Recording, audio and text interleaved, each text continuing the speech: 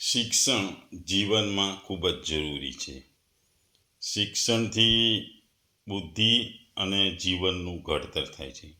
સારું શિક્ષણ પ્રાપ્ત કરવું જરૂરી છે. વ્યક્તિનો સર્વાંગી વિકાસ શિક્ષણના કારણે થાય છે. શિક્ષણ હોય તો ગમે તે સિદ્ધિ પણ પ્રાપ્ત કરી શકાય છે. અને ખાસ કરીને સ્ત્રીઓમાં જો શિક્ષણ વધારવામાં આવે તો એમની જિંદગી વધુ સારી થાય. ભગવદ્ ગીતાનો અધ્યાય 5 શ્લોક 8મો અને ગુજરાતીમાં જો આ શ્લોકને કહીએ તો તત્વને જાણનારો સાંખ્યયોગી તો જોતો, સાંભળતો, સ્પર્શ કરતો, સૂંઘતો, જમતો, ચાલતો, ઊંઘતો, શ્વાસ લેતો, બોલતો, ત્યાગતો, ગ્રહણ કરતો તેમજ આંખો ઉઘાડતો કે મીચતો હોવા છતાં પણ સર્વ ઇન્દ્રિયો પોતપોતાના અર્થમાં એટલે કે વિષયોમાં વર્તી રહી છે એમ સમજીને નિશંકપણે એમ માને છે કે હું કશું કરી રહ્યો નથી. બીજા શબ્દોમાં જો ગુજરાતીમાં કહીએ તો દિવ્ય ભાવનામાં રહેલો મનુષ્ય સાંભળતો, સ્પર્શ કરતો, સૂંઘતો, ખાતો, ચાલતો, સૂતો અને શ્વાસ લેતો હોવા છતાં પોતાના અંતરમાં હંમેશા જાણતો હોય છે કે હકીકતમાં તે પોતે કશું કરતો નથી. બોલતા, ત્યાગ કરતા, ગ્રહણ કરતા કે આંખો ખોલતા તથા આંખો મીચતા પણ તે સદા જાણતો હોય છે કે માત્ર ભૌતિક ઇન્દ્રિયો પોતપોતાના વિષયોમાં પરોવાયેલી રહે છે અને પોતે આ સર્વથી અલિપ્ત છે. અહીં ભગવાન આત્માની અથવા મુક્ત પોતાની જાતને બ્રહ્મ સાથે એકરૂપ માનતો હોવાથી ઇન્દ્રિયો પ્રવૃત્તિઓ હંમેશા સાક્ષી તરીકે રહે છે. તે વિચારે છે અને કહે છે હું જોતો નથી, આંખ જુએ છે, હું સાંભળતો નથી, કાન સાંભળે છે, હું સૂંઘતો નથી, નાક સૂંઘે છે વગેરે. તે કર્મમાં અકર્મ જુએ છે કારણ કે તે જ્ઞાન યોગીના કર્મમાં તેણે જ્ઞાન અગ્નિમાં કર્મને બાળી નાખ્યા હોય છે. ટૂંકમાં આ શ્લોકમાં ભગવાન સંપૂર્ણ જ્ઞાનના માણસનું વલણ અહીં સમજાવવાનો પ્રયત્ન કરી રહ્યા છે. આત્મા એ બધી ઘટનાઓનો સાક્ષી છે. જેમ સૂર્ય તે પ્રકાશમાંથી થતી વિવિધ માનવ ક્રિયાઓનો સાક્ષી છે, જેમ દીવો તેના પ્રકાશમાં થતી ક્રિયાઓનો સાક્ષી છે, તેમ આત્મા શરીર, ઇન્દ્રિયો અને મનની પ્રવૃત્તિઓનો સાક્ષી છે, જે તેના સર્વવ્યાપક જીવ બળ દ્વારા થાય છે. તે તેમાં દ્વારા શુદ્ધ રહે છે, હંમેશા શુદ્ધ અને હંમેશા સંપૂર્ણ. આત્મા સાથેની પોતાની ઓળખાણ સમજવી એ જ્ઞાનની સંપૂર્ણતા છે. હકીકતમાં ત્યાં માત્ર આત્મા છે અને વ્યક્તિગત સ્વયં દેખીતું અસ્તિત્વ કાલ્પનિક છે. તે અસ્તિત્વમાં નથી અને હજુ સુધી અસ્તિત્વમાં લાગે છે.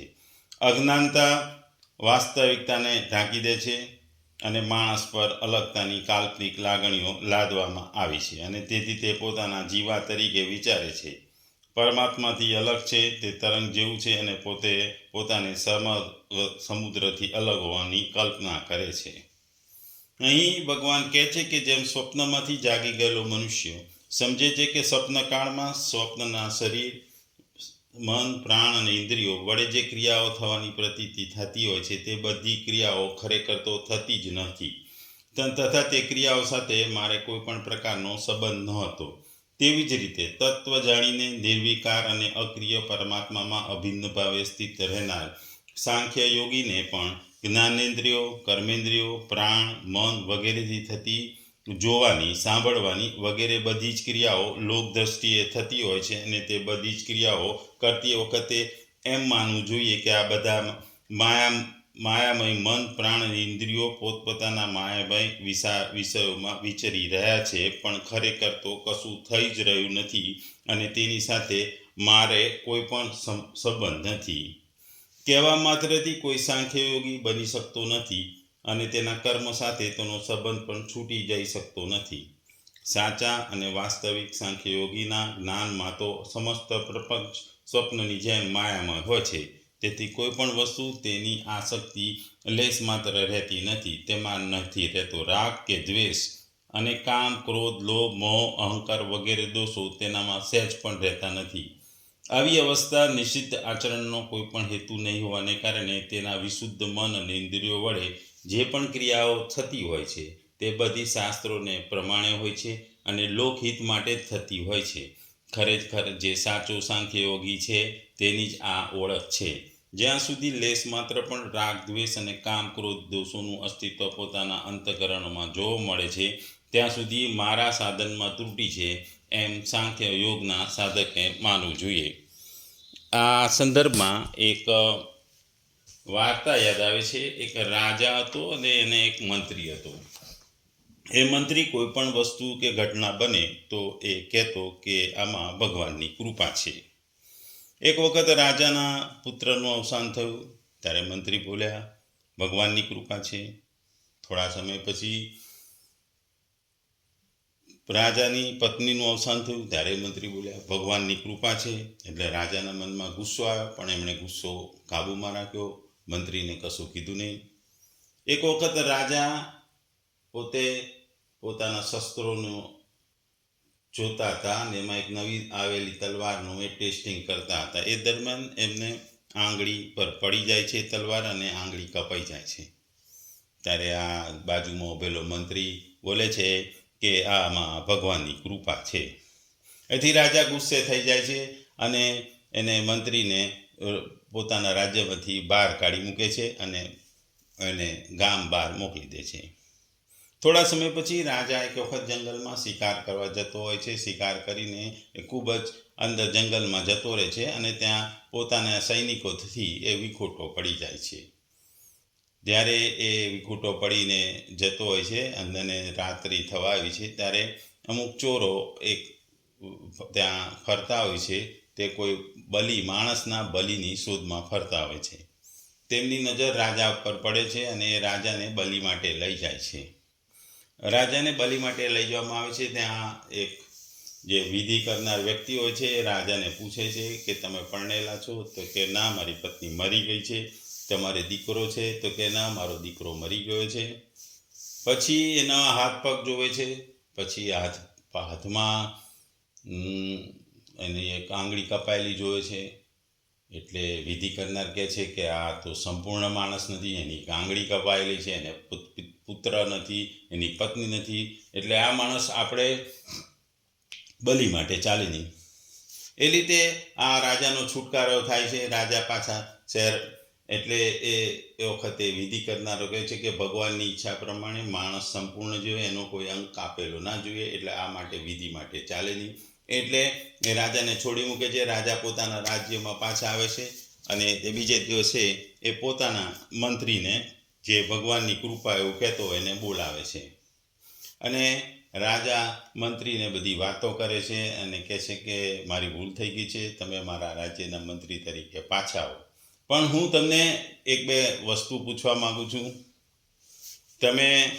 મેં તમને કાઢ્યો, તમે જ્યારે મારી આંગળી કપાઈ ગઈ ત્યારે તમે કીધું કે ભગવાનની કૃપા છે, તો તમે કેમ કીધું?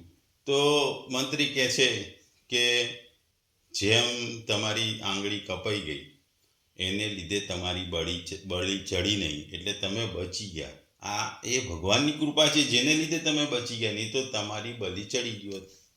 પછી રાજા એને બીજો પ્રશ્ન પૂછે કે મંત્રીજી, મેં તમને જ્યારે કાઢી મૂક્યા, રાજ્યમાંથી કાઢી મૂક્યા, ત્યારે પણ તમે એમ બોલ્યા કે ભગવાનની કૃપા. તો આ વસ્તુનો મને અર્થ સમજાવો. તો મંત્રી કહે છે કે રાજા હું તમે જંગલમાં શિકાર કરવા ગયા ત્યારે હું તમારી જોડે જ હોત ને આપણે બે જો છૂટા પડી ગયા હોત ને તો તમારો બલિ ના ચડાયો તમારી આંગળીને લીધે. નહીં, હું તો આખો જ છું, મારું શરીરમાં કોઈ કપાયેલું નથી, એટલે મારો બલિ ચડી ગયો. એટલે તમે મને રાજ્યમાંથી કાઢી મૂક્યો, એટલે ભગવાનની કૃપા હતી, એટલે તમે મને કાઢી મૂક્યો, એટલે હું જંગલમાં તમારી જોડે આવ્યો ને હું બચી ગયો. એટલે આ કહેવાનો અર્થ છે કે આપણી કોઈ પણ ક્રિયાઓ કે આપણી કોઈ પણ વસ્તુઓ આપણે કરીએ છે એવું માનીએ તો અહમ છે, અને જે જ્ઞાની છે, જે સાંખ્યયોગનો જાણકાર છે, એ દરેક વસ્તુને જે પ્રવૃત્તિઓ છે કે ઇન્દ્રિયો છે એના દ્વારા થતી વસ્તુઓને પોતાને અલગ માને છે.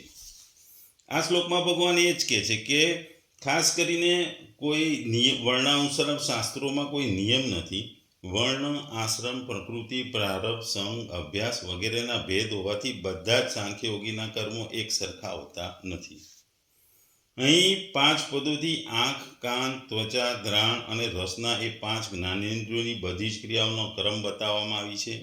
પશ્ચન, શુણવન, સ્પર્શન, જીગ્રન અને અસન દ્વારા.